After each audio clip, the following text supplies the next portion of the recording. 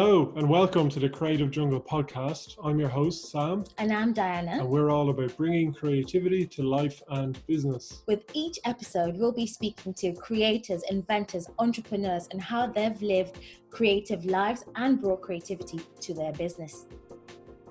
Let's begin. We are ready to go. I'm so excited to be speaking with Monica Vinader today. She has a fabulous jewelry company that many of you would have heard of, and I absolutely love the jewelry. I got so kind of inspired by the design, by the creativity behind it, and I just had to speak to her. In fact, I had to work at the company, which, I'm absolutely honored that Monica has agreed to be in this podcast and speak to me about her journey from being a creator to being the CEO of a massive global brand with offices around the world and stores around the world, and making many women around the world feel beautiful. So thank you so much, Monica Vinader, for coming and joining me today. I'm so excited to speak to you. I mean, these questions have been burning in my brain for years, ever since I've been wearing your jewelry. I'm a massive fan, and I'm just so thrilled that you're here to record this with me. Well, thank you. Thank you for asking me. And I hope I won't be, as I told you the other day, I hope I won't be a disappointment. I'm not sure I've got, at the moment, I don't feel full of wisdom, but... I know, I mean, you say this, but you have wisdom oozing out of you and inspiration, for sure. I mean, I know you were just saying that you're sat in your studio where you started everything. Can you just tell me, how did you get started making jewelry, like the origin story of... Yeah, the original story. So the original story is that I went to art school in London, and I didn't study jewelry at all. I studied decorative arts and fine arts. But when I left art school, I thought I was going to go into maybe a career more in museums and galleries. I was really interested in particularly museums, because I suppose I always wanted to be an anthropologist. But I got a job by complete coincidence, as things happen when you're in your early 20s. Someone offered me a job. He was a jeweler. He just started a business, and he offered me a job. He then went off to Japan, and I started designing and working on the commercial, on the press, and on all sorts of things. And I suppose that's where I learned, and that's what kind of brought me into the business of jewelry. I'd always had an interest because my mother had a lot of, she was an antique dealer, and she'd always bought and sold jewelry and collected. And so I had some knowledge and some understanding, and obviously I could design. So I could draw, and I could draw three-dimensionally. I was quite three-dimensional in my work. So that, it was completely by chance, and totally by chance. And I worked in that industry for 3 years. I did Fashion Week and did all of that. And then I went to Birmingham, and I sort of learned, going to Birmingham and manufacturing there, sort of the real kind of techniques of how to manufacture, how to cut stones. I really learned a lot on the job. And then my life took me somewhere completely different. I went off with my husband to work in the travel, kind of sporting travel industry. And we ran a lodge in Mexico. We then went and lived in Argentina, in Chile, in the Bahamas. I've lived in many, many places working with him. So it really wasn't until we moved to Norfolk and I opened a little studio in this barn next to my house, where I carried on doing my jewelry over the years. Even when I was living abroad, I sort of carried on doing things, and I thought I could sort of do more bespoke things. And I had a studio, and I had a little bit of interiors, because that was the business my parents were in, and we kind of joined forces. And I started experimenting in this studio, in this very place where I'm sitting today, with customers that would come, that would be on holiday in Norfolk, and that would look through my drawers of stones and gemstones, and we would sort of jointly create bespoke kind of designs together. And that's where I started really playing with vermeil. That's when my mum kind of introduced vermeil into how I could use it in the jewelry, the qualitative sides of vermeil, because I was really only doing silver or gold. And the gold was a little expensive, and the silver was not the look my customers wanted. So that's really how I started experimenting and really learning about vermeil.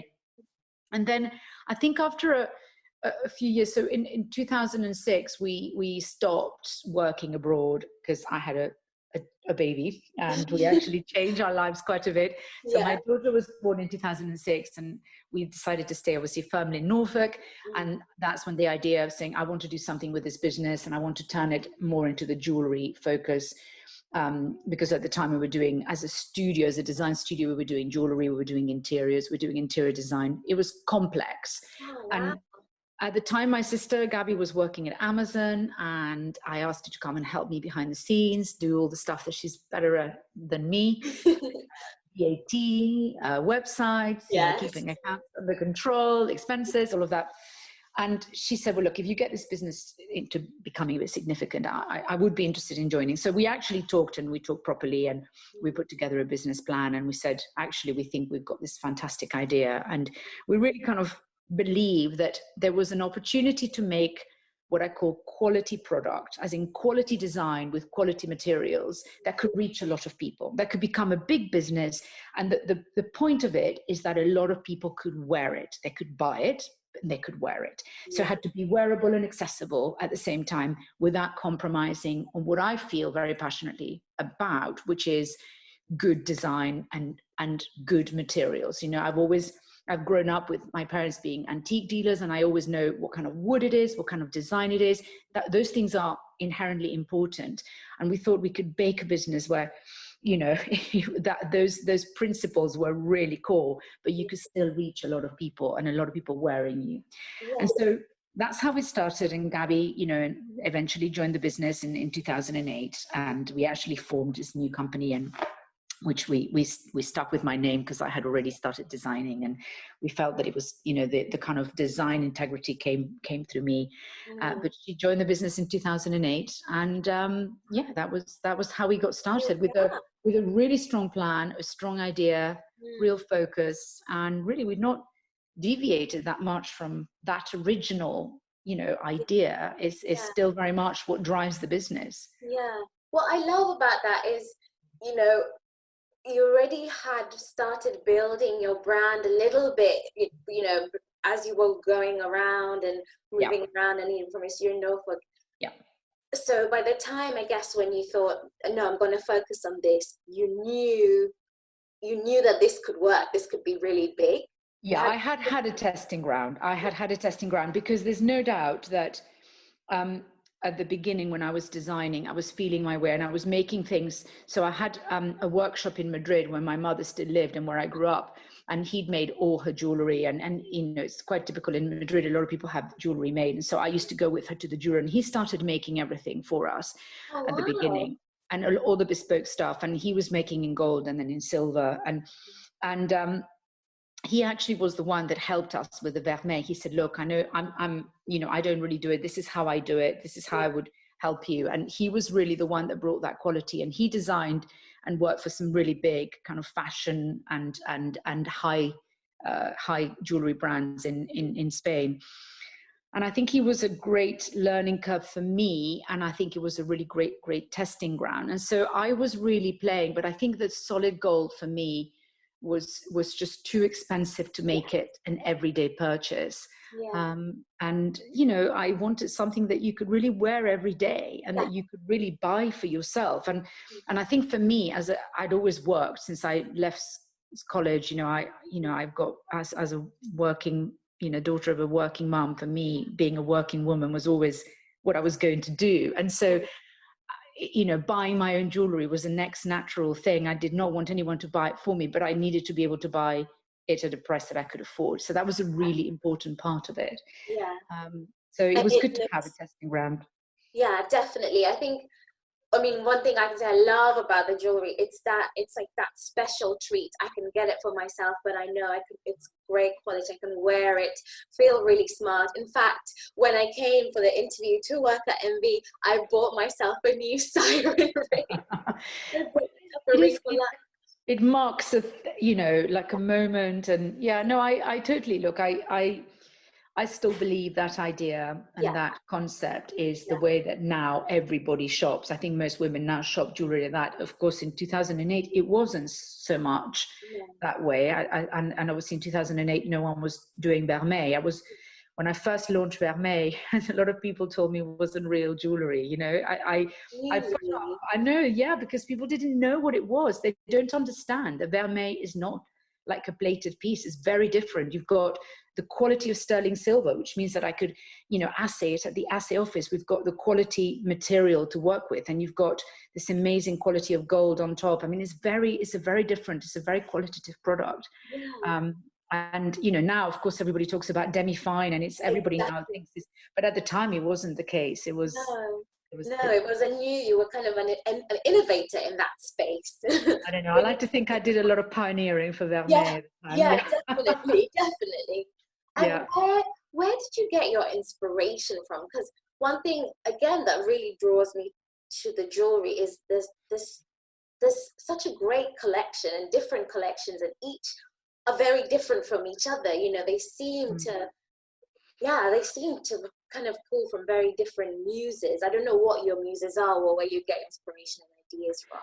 Yeah, so I think, well, I'm definitely, you know, sort of artistically trained. So I sort of trained as a sort of more of a fine artist. That's really, so that sort of, you know, the constant sort of curiosity and search for things that interest you is an ongoing thing, right? So I definitely have a very broad range of interests, and I have a broad range of kind of visual interests.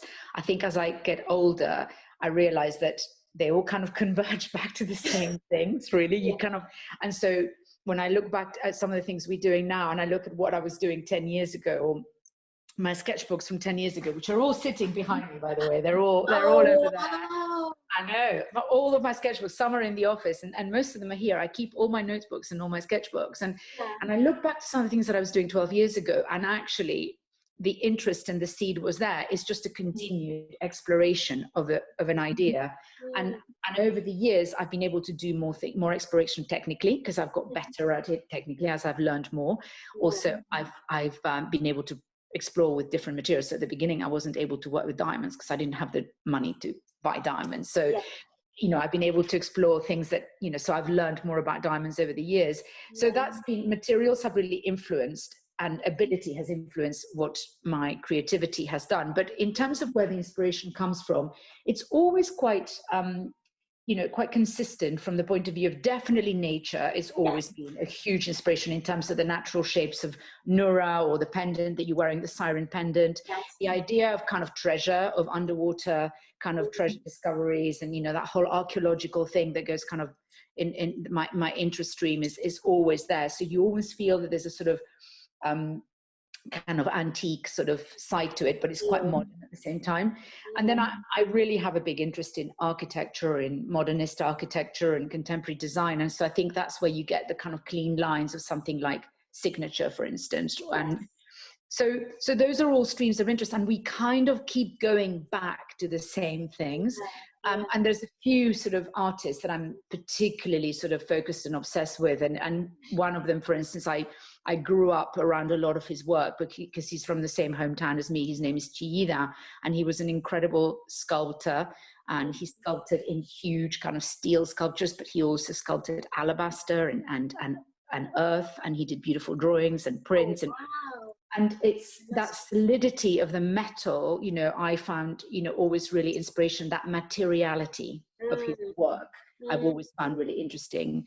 So I've always been interested in materials and on how things work, and, you know, good closures and mechanics that are clean and work. I like how things are made. I'm interested in how things are made. So I think a lot of the design has just, you know, been an evolution of my interests. And when I sit around with the team, you know, it's really kind of funny because our references now are quite similar, and, you know, because we talk about the same things, and we bring similar things back to the table. You know, there's sort of a Brancusi sculpture will keep on kind of exciting us. So, but that's so beautiful, and the simplicity, and we're still trying in different ways and with different collections to express kind of different ideas. And it is an exploration. It really, that's what it is. I love what you were saying about staying curious and keep following that curiosity. I think that's just so good and can be applied in so many different contexts. You know, how you said about going back to nature and touching back on that, or touching back on different artists that keep kind of tweaking your interest. how do you do that? Do you have a set process where you go, I don't know, once a week I need to go out and venture into the forest? I don't know. Do you have any sort of set process, or is it just quite organic and flowing?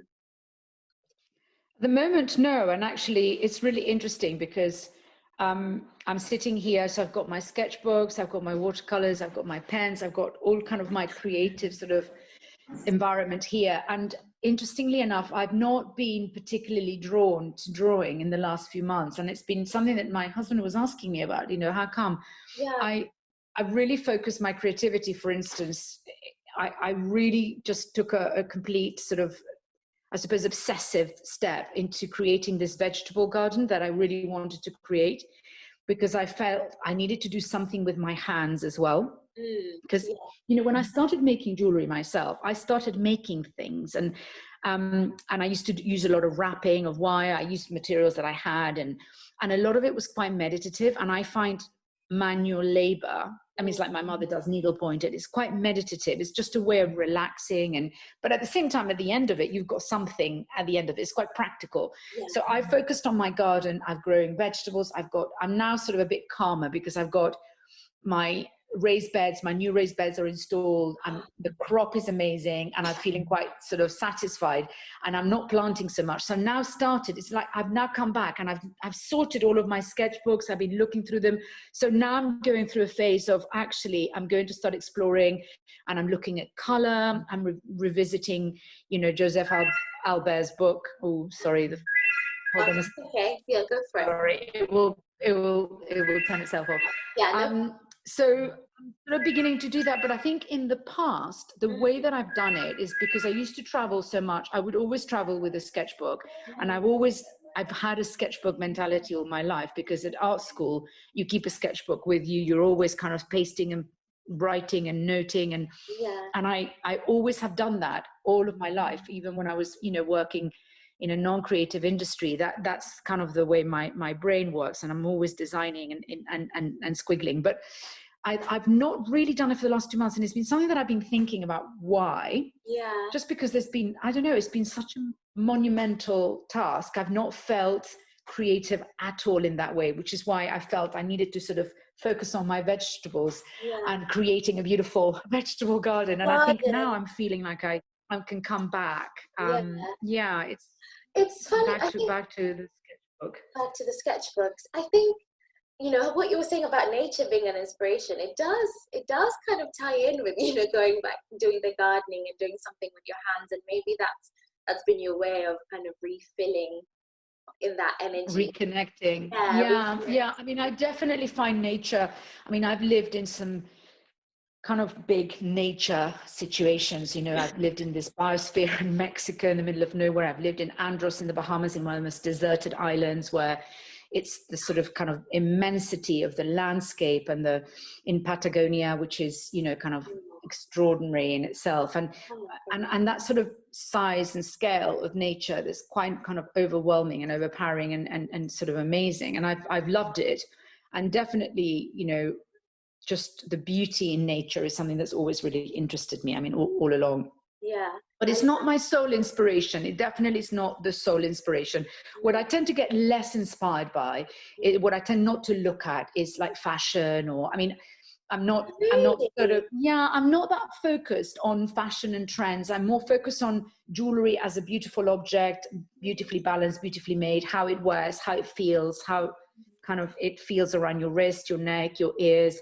I am less looking. I look at it, but I'm not. It's not something that draws me, and it's definitely not something that kind of inhabits my sketchbooks. Yeah, I love that. It's almost like you design jewelry that will stand the test of time rather than is driven by a trend. And I think some things have become a trend for maybe by default, but I think they were more designed for the intrinsic beauty of the object. I've got a thing about objects, for instance, I collect pebbles, right? Literally, my collection is not here, but this is my desk, and I've got all around me, Oh, nice. Of all kinds of, and I hold them, they're like, oh, wow. I mean, this is literally just sitting here in next to my earphones. So Yeah. we've got pebbles and shells and natural objects themselves have always been a really big part of what interests me. I suppose that sort of idea of this cabinet of curiosities. I mean, you can maybe see, Yeah, I can definitely see it on the shelf. Yeah. Little objects and small objects that have a value. So I in a way, for me, jewelry has that aspect, that talismanic object quality, which I think is really important. So if you look at something like, the Marie necklace, is quite like an old kind of object, like an old coin. I think you look at, some of our Nura rings, they're very sculptural and they could be almost like a pebble that you can. So that talismanic property of objects for me is more what I'm focused on. And I love proportion, I love balance. And that's why, for me, proportion is so important. And I work so hard, like every millimeter counts, because the aesthetic, what the eye then sees, registers as beautiful or pleasant, and I'm quite interested in things like that. A little note, Anu has brought you this podcast. MYO Make Your Own produces branded creative content and runs creative classes for friends, families, and companies. Find out more at MYO London on Instagram.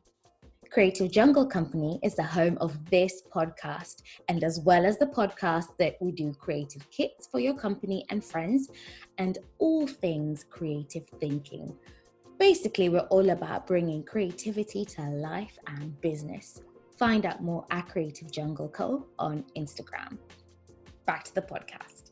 I love that. I really love that. I'm just holding my pen and thinking it feels a bit like the one that you've got has got like the thumbprint that that really feels like it's been touched by 1,000 hands. It's that feeling of it's got the thumbprint, and that is quite talismanic. So for me, it really it's more about how it feels than how just how it looks. Absolutely. And when it's great to hear about this inspiration. I love that you have these objects around you so that even when you're working, you still can touch them and look at them and get that burst. How do you balance that kind of creative side with being CEO? Because that's a different, to me, it feels like a different draw, process. No, it's a really good question. I think I am naturally a trader. I think naturally my makeup is, I'm a trader. I grew up in a house where my parents had a business and they had, they were buying antiques, they were selling antiques, they had, it was that sort of, and there's that mix of the beautiful things that they were buying and the trade of people buying them and the enjoyment of other people sharing in that kind of business, which was really interesting. So I suppose I'm inherently very commercial. And I'm also quite a pragmatic person. So I love doing things that are practical and useful as well. So for me, design without the practicality of it doesn't feel, to me, I'm interested in design that has a utility, and I think for me, it's important that design can be shared and enjoyed. And so just for although I love art and objects for the pure beauty of them, the fact that you could also wear them, that utility is really interesting. And I am just naturally entrepreneurial, and I just happen to have quite a balance of left brain and right brain. I'm sort of interested in more the kind of how people wear and enjoy what I'm doing. I would not make a beautiful sculpture and just have it in a corner, although it would be a beautiful secret, but I enjoy sharing it. It's a bit like cooking, I don't love cooking for myself, actually. When I'm on my own, I'll have, avocado on toast. Whether it's if I've got people around, I really enjoy cooking and then sharing it. I sort of enjoy the sharing part of things. That's a really good way of, I'm thinking of almost framing sales or the approach to sales and marketing, because a lot of people like myself included, I like making something, but you think, am I going to really sell this? But actually, it's about sharing it. No, it is. Share this. It is about sharing, and I learned that from when my mother had a business. I mean, I remember, you know, going after school, you know, would get dropped off by the school bus, and she had the shop on, you know, underneath where we lived in our apartment in Madrid, and we would go in and say hi and then go upstairs and do our homework. And she would always, you know, she'd have clients, the clients were friends, and she was sharing her amazing eye and her amazing ideas and the amazing things that she was bringing together. She was sharing them as much as she was selling them, you know. People came because it was inspirational, and it was a source of enthusiasm and inspiration as much as a place where you could shop. And I think that to me is really interesting, because I suppose, yeah, for me, creativity is about also curiosity and interest in and exploration and enthusiasm for new visual things. And so that shines through. It totally just, it shines through to the products that you are kind of selling, and the essence of the business. That enthusiasm and curiosity just totally, shines through, and which I absolutely love. In terms of, again, going from being the creator and running MV in your studio at home on the dining table, how I just can't even fathom how you go from that to this big global brand with, you know, offices and stores around the world. Like, what were your main lessons, or, you know, key points where you went, okay, I'm going to make this big, and this is the lesson I need to learn to do this? Yeah, do you know, I think there've been some tipping points in the business, and some moments where, you know, kind of they have led to, oh no, now we now need to change in order to adjust, for sure. I think what is true is that we always wanted to have a bigger business than, you know, we always had a plan to create something that has scale. So mentally, that's what we wanted to do. In terms of the practicalities of how we adjusted, it was all quite incremental and quite organic. So, you know, we did grow with our own capital for a bit, then we had a little bit of investment, a little bit. So it really was that kind of increments of fine tuning. So that never felt like we had a massive kind of watershed moment where we had to completely turn around and change and adjust. It happened gradually and organically to a degree.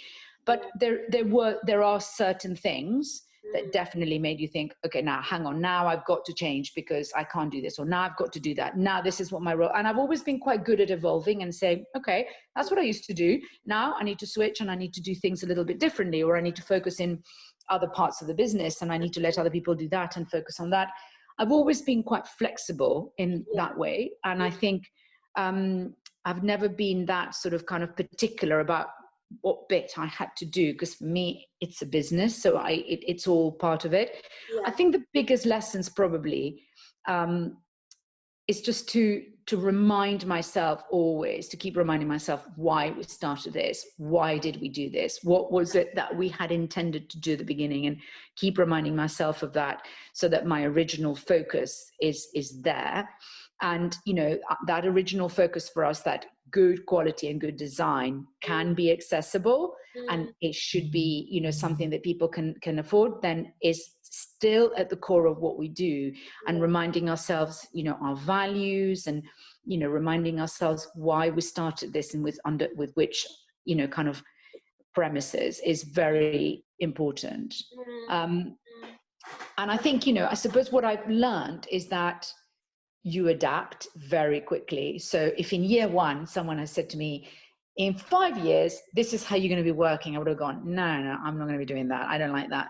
But then actually, by the time that, you know, I'd evolved, and, you know, and I just took it on board, and, you know, you evolve and you adjust. And so long as you keep certain kind of North Stars always, I think it's really, you know, you do adjust, and you do what you've got to do. I think I really love that about being flexible, but it also sounds like you're saying trust yourself that you will be flexible, you know, trust that you can adapt. Because I think trust that you can adapt, because a lot of us are in fear of change, because we think, I'm never going to measure up to that change. But actually we need to trust that, actually, you know what? 3 months turns into a year, and it goes quickly, and suddenly you do this, and you know, who would have told me that, you know, when I was in my 20s, that I was going to have a child, when I had a child, that she was going to be 13? Who knew that she suddenly was going to be 13? You know, suddenly everything is possible. And and that is really something that's important to remember, is that everything is possible, and that you can do it. And also, I suppose, not to be scared to roll your sleeves up at times. You know, there are times where you have to just roll up your sleeves and get on with it. And actually, that's what I've always really enjoyed about the business, is the fact that I've been very involved, and I'm definitely not afraid of rolling up my sleeves. But there are, you know, you get further and further removed from certain things, and then you have to go right back to it. And just to remember, yeah, you've done it before, you can do it again. It's, you know, it's part of what you do. And I suppose take pride in every stage of what you do, because no stage is worse or less or better. Yeah. You know, it's just a different moment. And remember that it is a moment, and that you'll get to another moment, and there's, every moment has its, you know, good things and its bad things. Oh my gosh, I really love that, especially now in this moment where many, you know, businesses, big and small, and business owners again are kind of struggling, and you know, it's probably it's a hard time for many people in many contexts. And yeah, I think what you've just said there about remembering that this is a moment in time, yeah, you know, as with all moments, they pass. So this bad or tricky or tough time will pass. And then I also love that kind of guts, you know, chutzpah, I should say, on rolling up your sleeves, because yeah, it's also so good to hear you saying this, you know, as a big brand and owner of a big company. You think, oh God, do you have to roll up your sleeves? But you're like, no, you do. At every stage the work is there. And you know, it's never sort of been, I don't even sort of think of it as rolling up my sleeves, or I just think it's what you do. I mean, yeah, it's, and you've done it before. It's not even a thing. You just kind of do it, and it's not ever an issue. And I think when you realize also what you can do on your own, I think, you know, as a business, we grew, and we're still a small business, but you know, as you have more people in the business, there are things that one, you know, might end up not doing, and then when you go back and doing those things, there's such an enjoyment behind it, you know.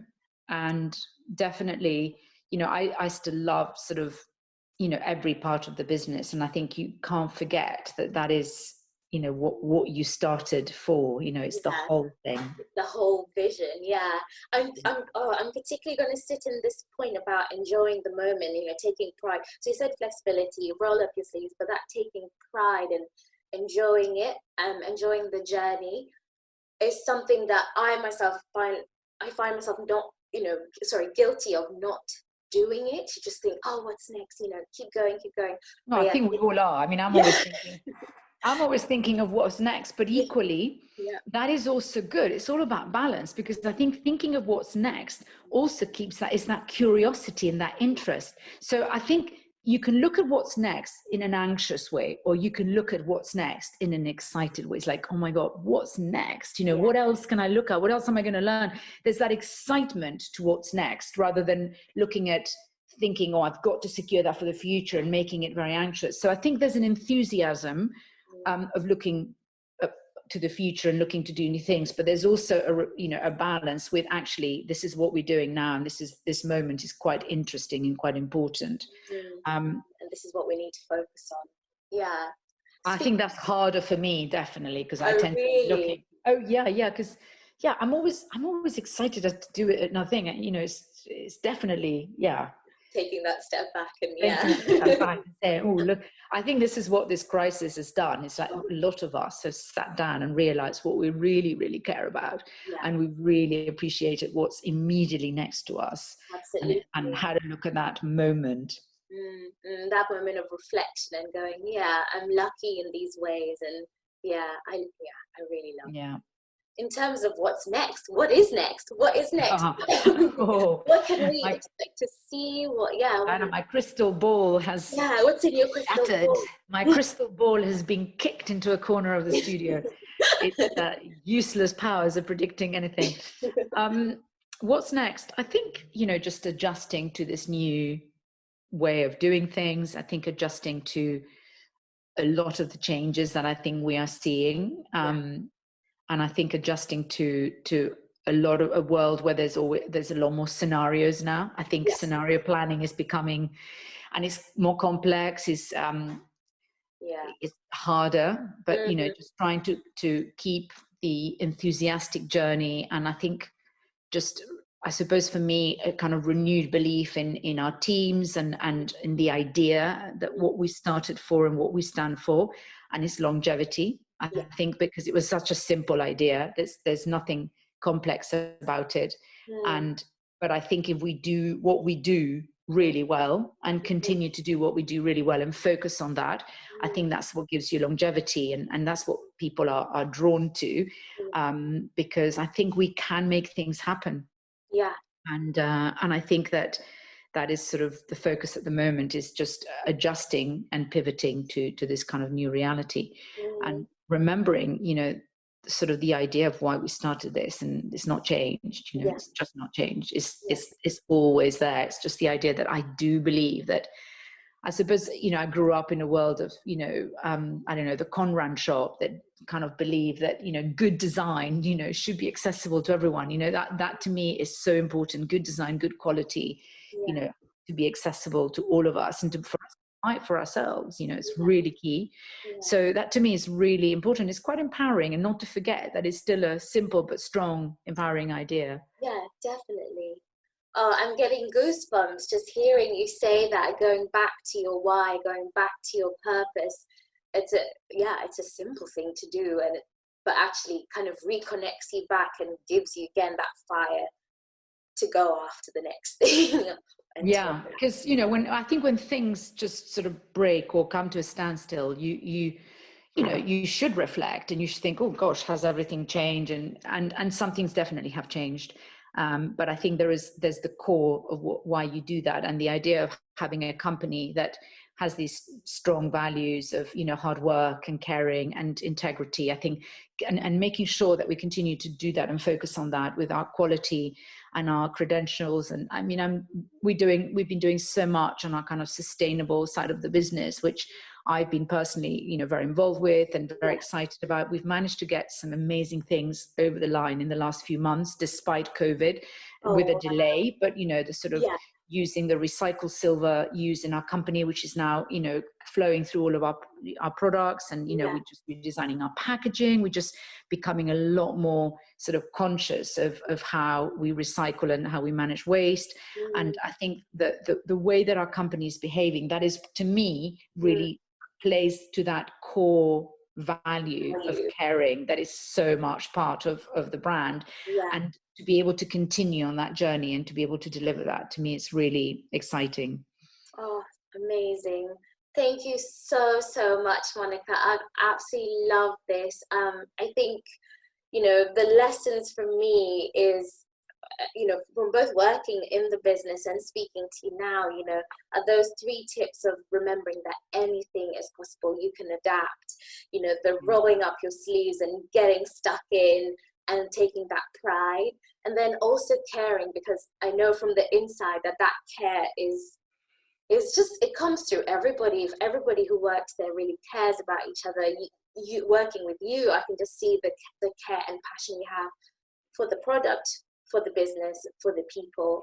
And I can only thank you so much for inspiring me and inspiring anyone and everyone who's listening. I know they will absolutely kind of relish in this, and you've given them a great boost for their day and for their business and for their creativity in general. So thank you so much. Thank you so much. Well, thank you for your lovely questions. And it's always lovely to have a moment of reflection and to be able to share that with you. So thank you. Amazing. Thank you. Okay, all right, darling. Have a lovely weekend.